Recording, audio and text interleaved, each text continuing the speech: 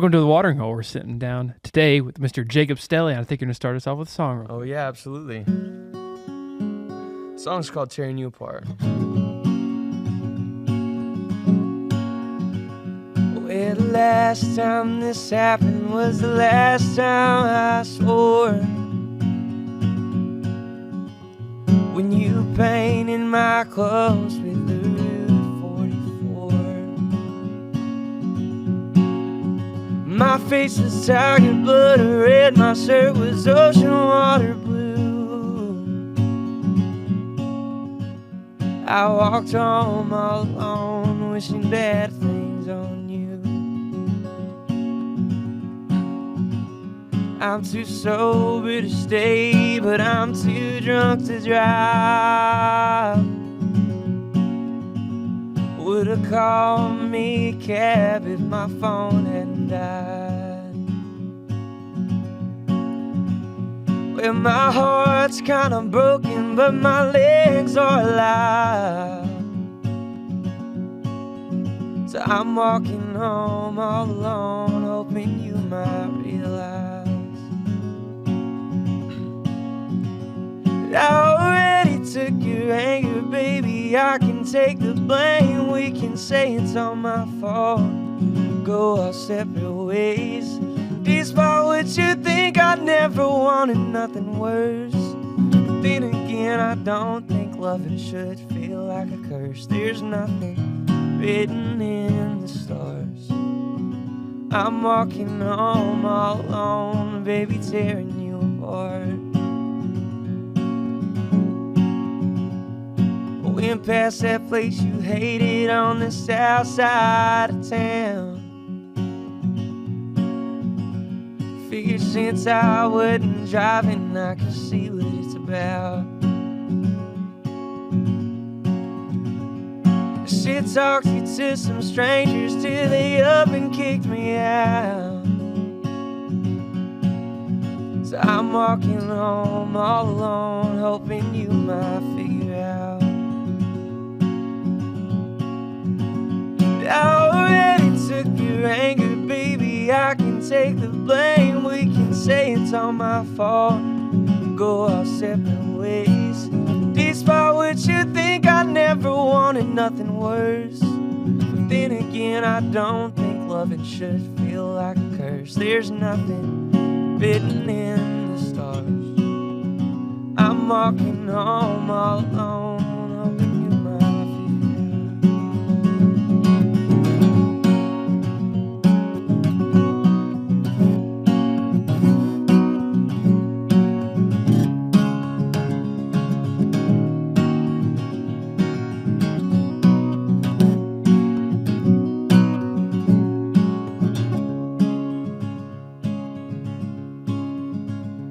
I already took your anger, baby. I can take the blame. We can say it's all my fault.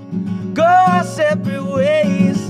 Despite what you think, I never wanted nothing worse. But then again, I don't think loving should feel like a curse. There's nothing written in the stars. There's nothing written in the stars. So I'm walking home all alone, baby, tearing you apart. All right. Fantastic. That was great. Thank you, man. Thank I you. forgot some of the words in there. I was like, what? Thank you again for coming on. Yeah, absolutely. Thank y'all for having me. Yeah. Shit, it's a cool setup y'all got here. So we're out at the Tumbleweed Dance Hall here in Stillwater tonight. You are Shout out to Tumbleweed. Yes, Yeah. co-headlining with Palmer Anthony tonight. We just talked to him. What's it like to be in Stillwater tonight? Yeah, it's fun. I always have a good time every time we come down here. I think this is probably either the third or the fourth time I've ever played here, and we don't get to Oklahoma very often. So Yeah. it's always a good time when we do. Everybody who shows up is always usually ready to party. So it's always a good crowd. Yeah, for sure. When you hop in the car, like when you're just home running errands, what are you throwing on the speakers? That's a good question. It just kind of I get in these moods. I like Van Morrison a lot. I don't know if y'all are familiar with Yeah. that guy. He's like all-time great. And I get in these moods where I go. It's not often that I'm listening to a lot of new music. I kind of really wear out the old ones pretty hard. Yeah. And so like my family's real kind of big into the jam band stuff, like the band. And so I love them, and I'm also a big John Mayer fan. So that's kind of if I'm cooking, or what I love to cook. So if I'm cooking, I usually throw on some John Mayer or something. So yeah, I guess some combination of jam band and John Mayer. Okay. Nice. So you like to cook. What's if you were to cook us a dish, you were trying to knock our socks off, what would it be? If I was really trying to knock your socks off, I guess, and we were going like just if like healthy food is not the direction that we're going, my mom makes like crazy good chicken Alfredo, and so I kind of grew up on it. But that I feel like if I've got to make something for someone, I don't know who it is, and it's just I got to make something real good, chicken Alfredo I think is probably I could knock just about anybody's socks off. Yeah. Chicken Alfredo is a all-time dish too. Yeah. Like I feel like Incredible. everybody like that's like a go-to kind of like Italian type dish too. I think It's incredible, and I think that you can make it. I'm sure that if anyone who has like any Italian heritage that they're very close to would try mine and would not be proud of it, because it's definitely like a Cajun inspired meal, you know. It's Oh, like yeah.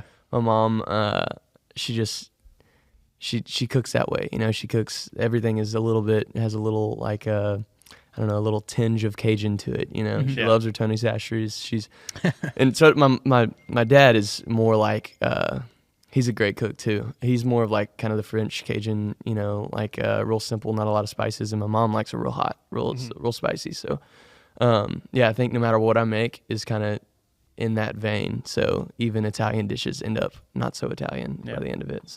So tell us a little bit about yourself. Like, where'd you grow up? Like, what got you into playing music? Yeah, I grew up in Liberty, between Houston and Beaumont, Liberty, Texas, and it's a little bitty tiny town.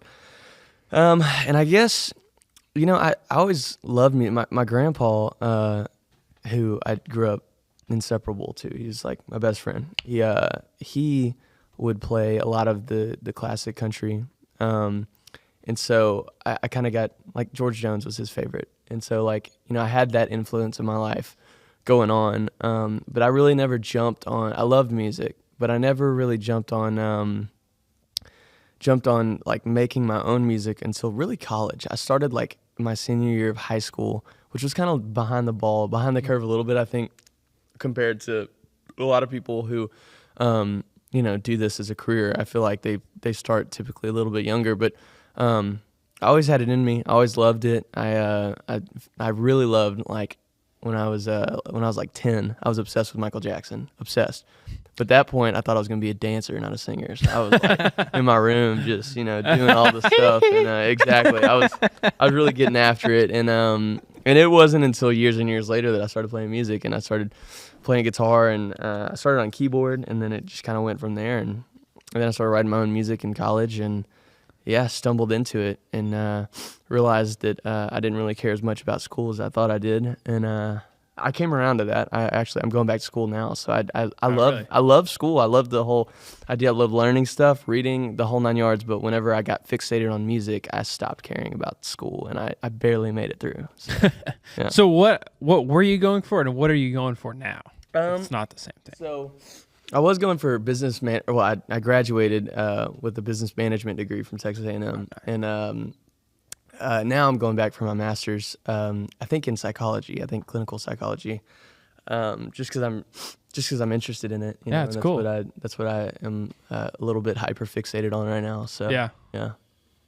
Were you the so this guy told us one time he had this girl and she left him for this man that she met in Beaumont. Yeah. Friend of ours, Parker Ryan. Yeah. Were you that guy? Yeah. No chance. No chance. I think we look way too similar for that to be true.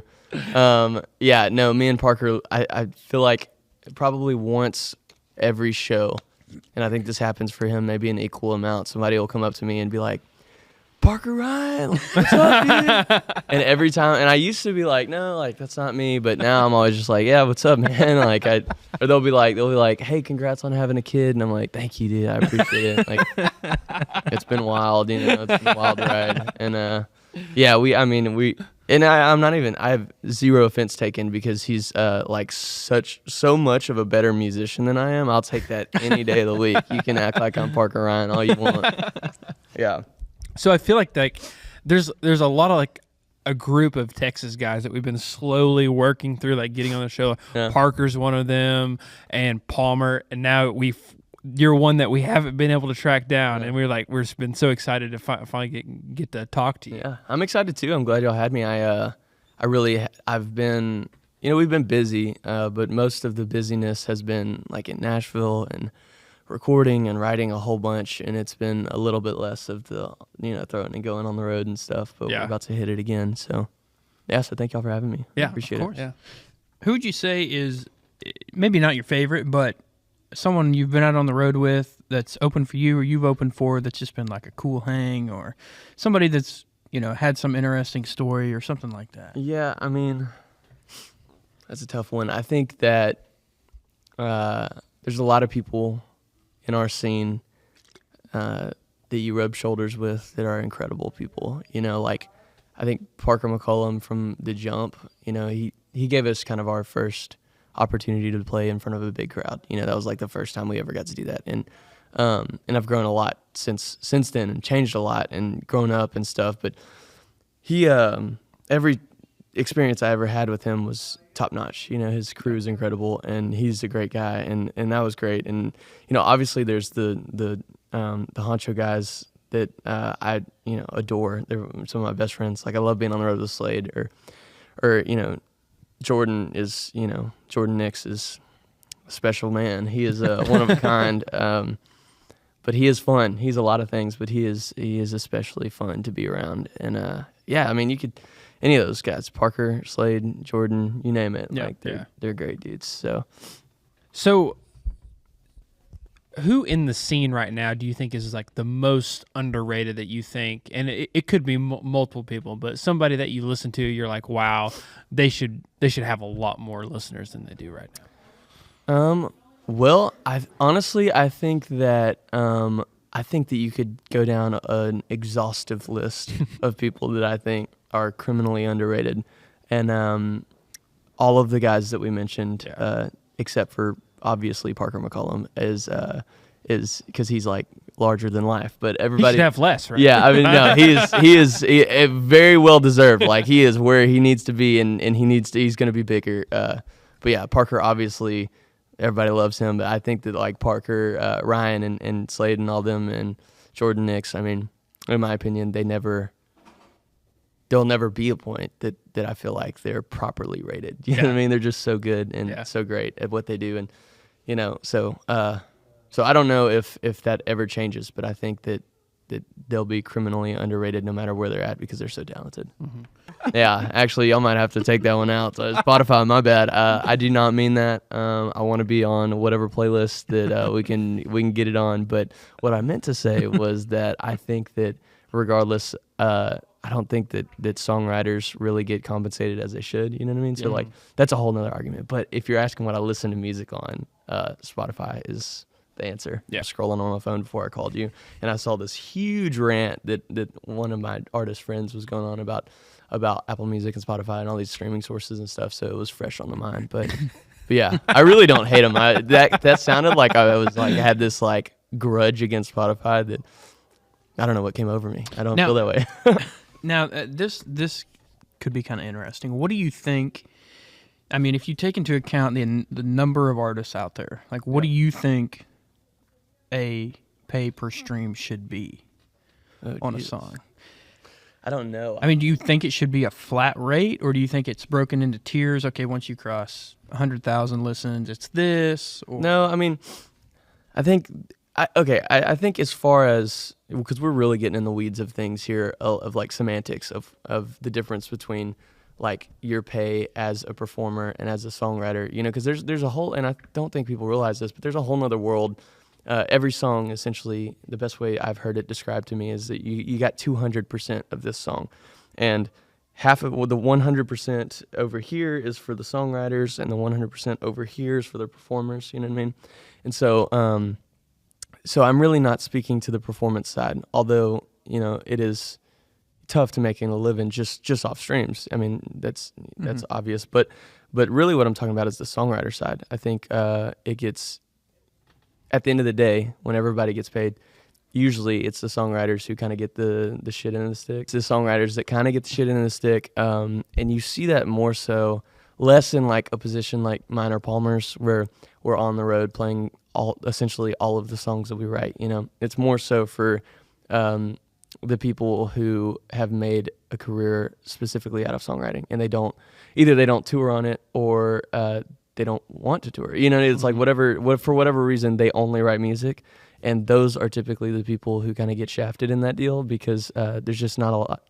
I mean, you can only split the pie so many ways, right. And the songwriter is going to get the smallest slice of the pie 100% of the time. So that was a little nerdy dive into the industry, but so speaking of songwriting, so I like to dive into most of the people we get to go on the podcast, and I was listening to a lot of your songs, and you do a really good job being poetic in your songwriting and putting people in places, just like the song you just played. Like the beginning of it, you're talking about ocean water, and you're at Sonic, but you don't say it. Yeah. So how do you get in that mode of whenever you sit down to write a song? Is it just an idea that floats into your head from the great beyond, or is it something you sit down and be very intentional about when you are writing? I don't know. I think that if you ask 10 different artists the same question, you might get 10 different answers. But for me, I think of it usually as anytime I've ever sat down with the idea that I'm going to write a song, I never write a song, ever. So that if I ever I'm going to write a song about this, this, and this, with the destination in mind, I never hit that mark. It's always situational, and I think of some detail or some line that caught my ear, or that I can vividly see in front of me, and then the story just kind of comes out of that. You know what I mean? Like that song right there, which I thought was clever when me and Jordan wrote it, was it's talking about Sonic drinks, but it's talking about this girl throwing an ocean water on you, and the line is, my shirt is ocean water blue and my face is tiger blood red. And there was just something about that vivid image of, that you're saying that your face is red because you're embarrassed, but linking that into another Sonic drink other than the ocean water, which really maybe not that impactful, but when we wrote it, I was like, that's the coolest shit that's ever been written in the world. And I know it's not now, but yeah, so to answer your question, I think it starts off with a setting or some inspirational thing, and then it goes from there. And if I let it go and I let it do its own thing, usually I get a song at the end. If I try to write a song, I never get a song at the end. So, and I really appreciate when artists take time and come up with those situations. Like you said, I appreciate those lines that people come up with. For example, the House Fire by Turnpike. The whole premise of the song, he never says my house is on fire, but it's I can smell the burning smoke, all these different things, but you know what's happening. It's there's an actual literary word that I can't think of what it is. Well, but and I think that the what separates the men from the boys when it comes from any art form is showing, not telling. And so and I just got done reading a Stephen King autobiography, and he talks about that. It's why waste your time telling someone something you can show them, And so there's every impactful song or movie or book you've ever read, probably the common thread is that they show you, and they never have to tell you. No matter what it is, no matter what emotion they're trying to evoke or whatever room they're trying to describe, it's never ever it's never ever the house was old. It's the boards are rotten, and there's dust on the floor. There's just a million ways to go about saying something. So that's something that and just so I can bring up my addiction right now, and I know it's yours too, Severance. Yeah. the TV show Severance. Yeah. They do a great. I haven't job. watched it, but I heard it's great. They do a great job of doing exactly that. They'll show you stuff rather than telling you, Yeah. and let you make the infer. Oh yeah, yeah. I mean, I think that separates good from bad art. I mean, that's the objective quality that makes something good. Yeah. Give me some personal advice here. Yeah. Okay. I'm ready for this. So Might not have any good ones, but I want to read so bad. yeah. I know how. Huh? I used That's to good. be, I'm glad. Yeah. I used to be like, I'm talking elementary school. I was an avid reader, Yeah. right? But now Because AR points were on the line. You had to get it done. Oh, I'm so glad you know what Yes. AR points Yeah. are. Yes. You had an objective, and it was clear. We've talked about this. So I'm much. gonna have to bring my. I'm gonna have to start wearing my dog tags under my shirt here. What a 'cause, flex. yeah, I had a fat stack of those things. No, I want to read now so bad, right? But every time I try to sit down and read, my brain is running on other things. Like I'm thinking about other things. I'll read like I've just recently Red Dirt Unplugged. I don't know if you've seen the book. A friend of ours, Josh Crutchmer, who's big in the Red Dirt scene, wrote a book, second volume, I guess. But I really tried to sit down and listen to and read that. And I've read it, but I don't know if I could tell you what I read. Yeah. It's one of those things. Like Yeah. I'll sit there and read, and then afterwards I'm like, okay, well I thought about this or I thought about this, but Yeah. I don't remember what I read. What do you have Yeah. any advice for like honing in your focus on the book? Yeah, I mean, for me, I think that it's a little like everything else in that if you're not passionate about it, it will exit your life one way or the other. You know, it will force its way out no matter what, because you only have so much time in a day, and you only have, your perception is so limited to the things that you allow, that you give your attention to. And it can only be a couple things. So you have to do the things that you're obsessed with. And that's kind of the same question of how do I learn how to play the guitar? Well, you're not until you're passionate about it, and it's like, you can go, skim through some books and grab something and be like, oh, whatever, and try to read it. And it's not going to work, because at the end of the day, you have to get down to the nitty gritty of what you really care about in this world, like the bedrock of what you believe. And then you read stuff about that, you read something that inspires you. And if you find that, you won't be able to put it down, and you won't be able to forget what you've read. It's just like learning a guitar or writing music or anything else. And for me, reading has truly saved my life, because for me, it's a therapy. It's like, I'm an anxious person to begin with, and just like songwriting is a therapy for me, reading is too, and those things are so interconnected. And songwriting requires inspiration, so you have to go get it wherever you can find it. And for me, I find it in books and movies, and I think that's true of a lot of people. So I don't know if that answered your question at all, but I need to tried. get passionate. Yeah. I need to, that. I don't know, maybe get passionate. not that you're not passionate about reading, but maybe you just need to find a book that's about something you're passionate about. You're not passionate about Red Dirt. Exposed.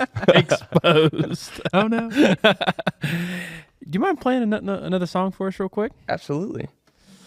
I got to think about what to play.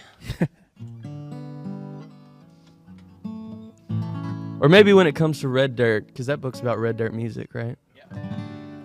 Maybe you've already covered all the Red Dirt. You got it. You don't need any more info. You know what I mean? That could be it too. That's a very insightful thing you just said. So I was talking about my grandpa earlier. He's my best friend in the whole entire world. I lost him this year, and it was real tough. But this was his favorite of my music. It's his favorite writing out of anything I ever did. And so for that reason, it's my favorite too. It's called Far Too Late.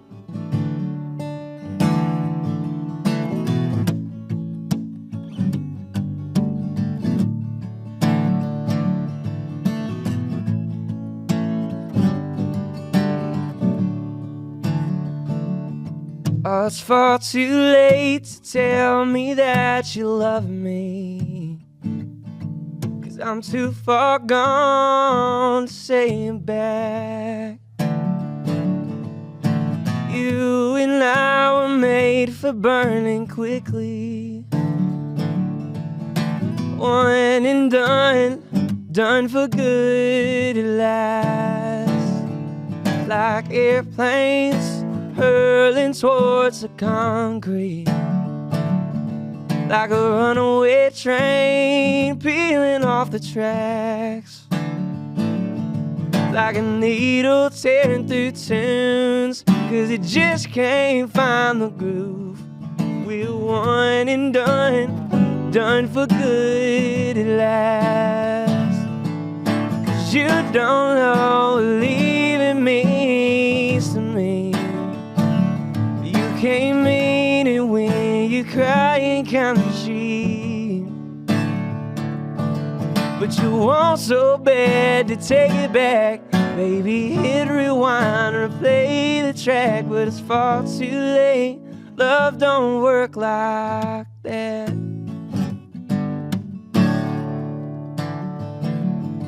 I'm the only one who knows your real first name, not the one you use, the one your mama gave you. She gave you everything, but since you were sitting on the fence, till the grass got green and lonely did you end. Oh, but you don't know what leaving means to me. You can't mean it when you're lonely losing sleep, but you want so bad to take it back. Baby, hit rewind or play the track, but it's far too late.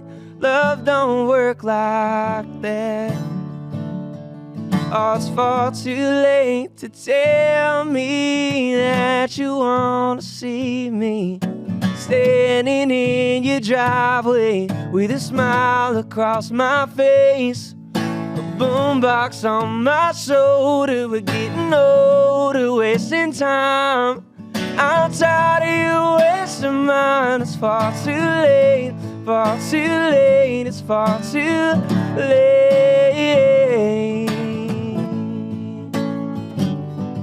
Yeah, tell me that.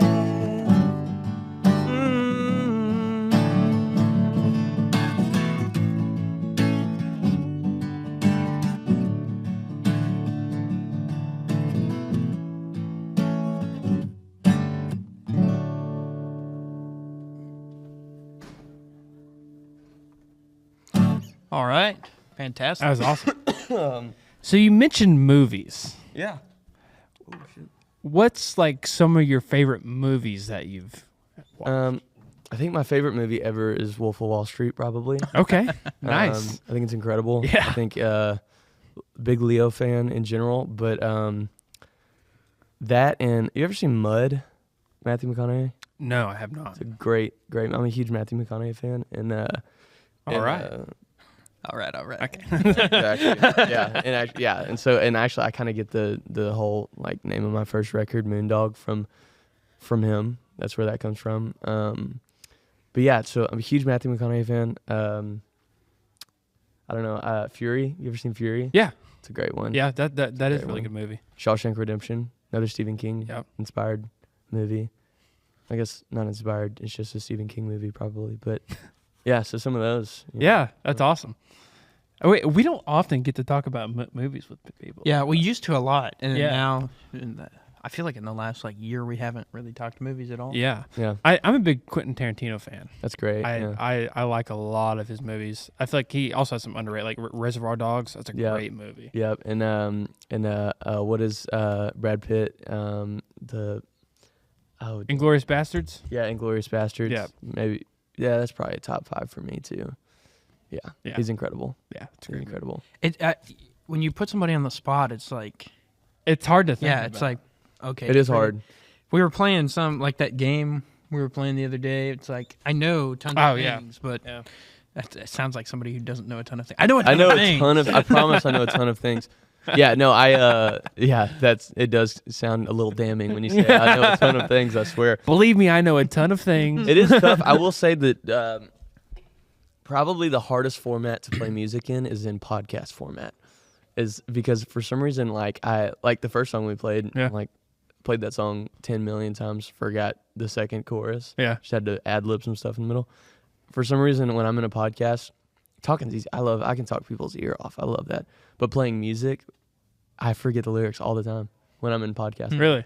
It's crazy. Yeah, I don't know what it is. I'm glad we can challenge you. Yeah, no, I'm glad too. And every time I forget lyrics or every time I mess up, which is every time I play, it humbles me a little bit, and it makes me think, wow, I kind of suck at this. Maybe I need to like do something better. And yeah, Maybe you need to be more passionate about it. maybe exactly. That's the problem. That's the problem. I need to be more passionate.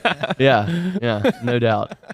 Are you a fan of comedy, like stand-up comedy? Yeah, I am. I wouldn't say I'm like an avid fan. Like our bass player Jackson is, and he's always watching stand up and everything. I enjoy it a lot. I went to took a trip to New York like two years ago, and I went to the Comedy Cellar, and it was great. A bunch of people who I had no idea who they were. They were a bunch of kind of small town people. It was on like a Monday night, and it was right before the headliner, and the MC walks out there and goes, all right, somebody just dropped in. They're just going to do a little performance. Everybody give it up for Bill Burr. And like he walks out, and I'm like, and it's the Comedy Cellar in New York, which is like, I'm talking, like they fit like 30 people in there. It's like you're in like a closet.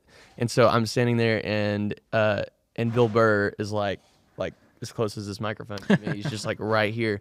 And surreal. That was crazy and hilarious. And so yeah, to answer your question, I like comedy. I do. I'm not like I'm not super passionate about it, but I do like it. Go ahead. I would say I've never been to New York, but I think actually next week I'll be taking a trip to like Newark, and I've been considering going across and kind of exploring New York. Do you have any advice if somebody first time going to New York?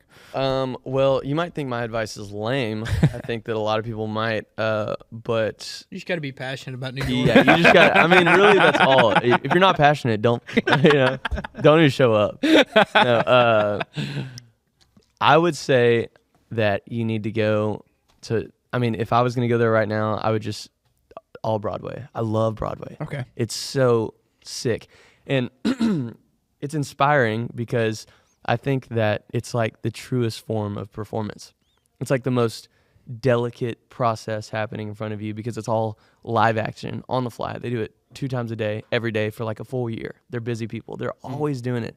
And not only that, you don't realize that down in the pit, there's an entire orchestra down there that's playing those songs.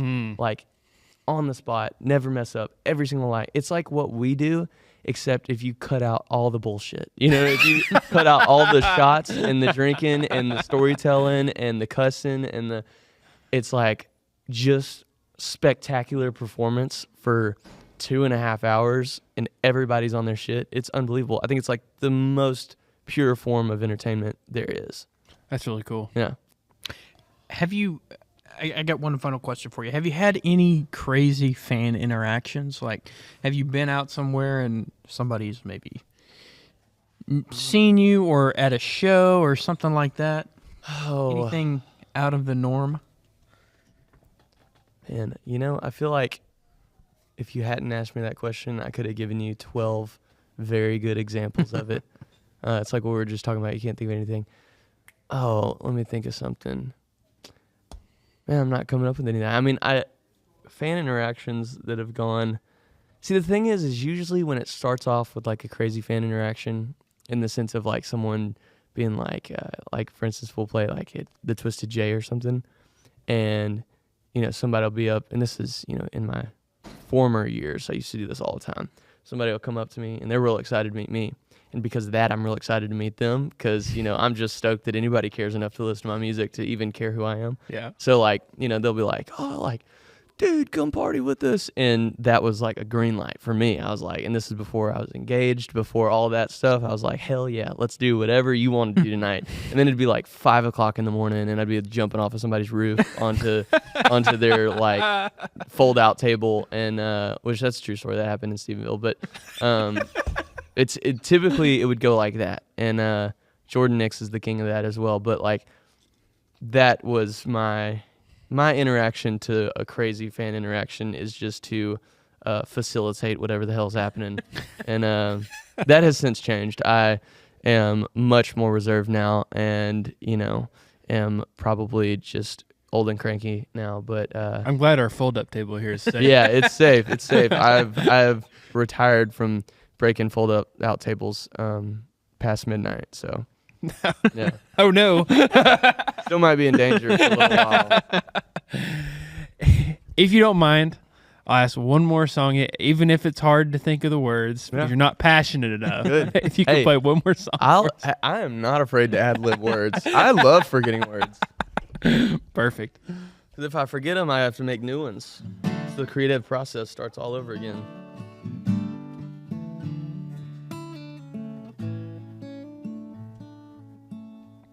Would it be illegal to play a cover? Go right ahead, dude. Is that against the law Nope. around here?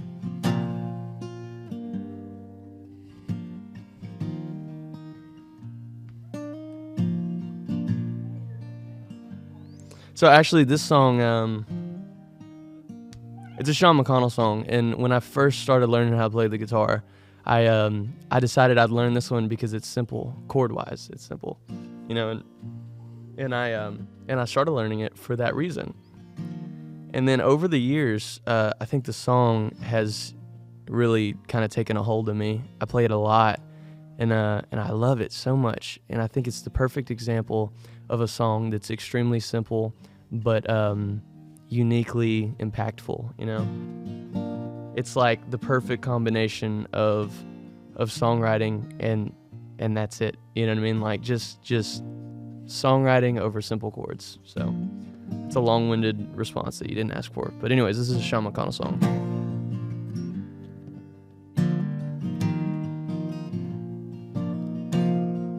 I put my name on songs I'd never seen, and I gambled on my muse.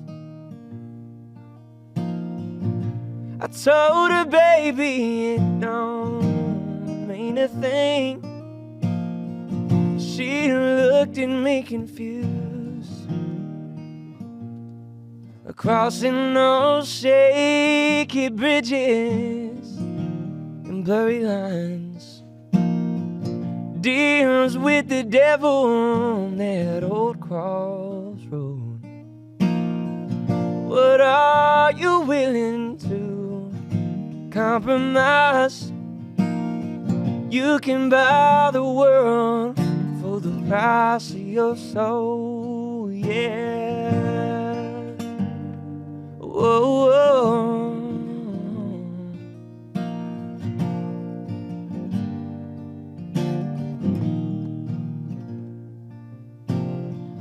There is a compass on a golden string, hanging around every heart. There is a bell that grows strong by fire. Every healer has been hurt, every honest man has lied, crossing those shaky bridges and blurry lines, deals with the devil on that old crossroad. What are you willing to compromise? You can buy the world for the price of your soul. Yeah, yeah.